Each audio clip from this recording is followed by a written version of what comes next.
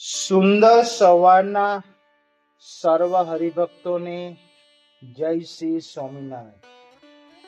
આપણું જીવન ત્યારે જ સફળ બને છે જ્યારે આપણે ભગવાનને માત્ર પૂજતા નથી, પરંતુ તેમના દરેક ચરિત્રને દિવ્ય અને કલ્યાણકારી માનવાનું પણ શીખીએ છીએ. ભગવાન જે કરે છે તેમાં આપણું કલ્યાણ જ છુપાયેલું હોય છે. મનુષ્યની મર્યાદિત બુદ્ધિ ક્યારે બધું સમજાતું નથી, પણ ભગવાનની દરેક લીલા પાછળ અનંત કરુણા અને કલ્યાણ જ રહેલું હોય છે. તેથી સાચો ભક્ત ભગવાનના કોઈ પણ ચરિત્રમાં ક્યારે દોષ જોતો નથી. જો દોષ જોવાની ટેવ પડી જાય તો શ્રદ્ધા ધીરે ધીરે ઓછી થવા લાગે છે. પણ જ્યાં દિવ્ય ભાવ હોય ને ત્યાં ભક્તિ મજબૂત બનતી જાય છે અને મનમાં શાંતિ વધે છે. ભગવાનના મહિમા સહિત દ્રઢ નિશ્ચય વાળો ભક્ત હંમેશા નિર્ભય રહે છે, કારણ કે તેને વિશ્વાસ હોય છે કે મારા જીવનનો સાચો રક્ષક મારો ભગવાન છે.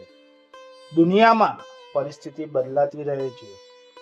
સુખ આવે કે દુઃખ આવે, સફળતા મળે કે નિષ્ફળતા મળે, પણ એવો ભક્ત ક્યારે હિંમત હારતો નથી.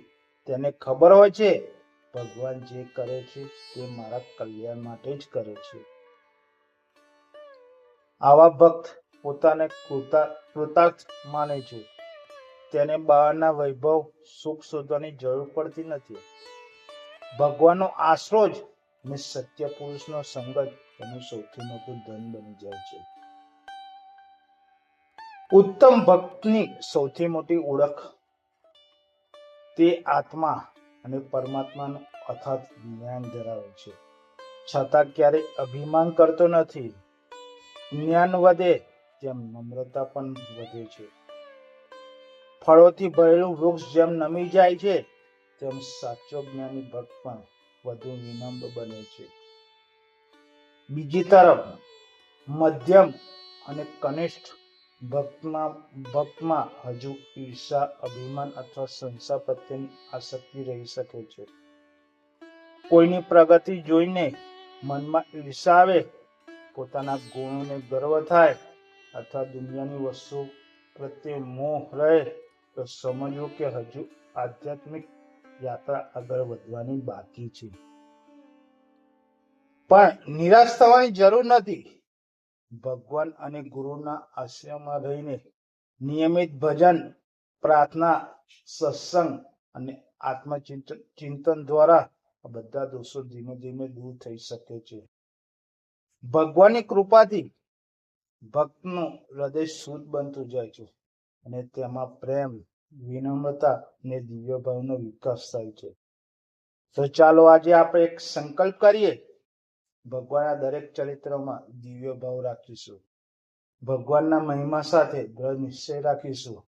ક્યારે દોષ દર્શન નહીં કરીએ ને ઈર્ષા, અભિમાન તથા આસક્તિ છોડીને ઉત્તમ ભક્ત બનવાનો પ્રયત્ન કરીશું.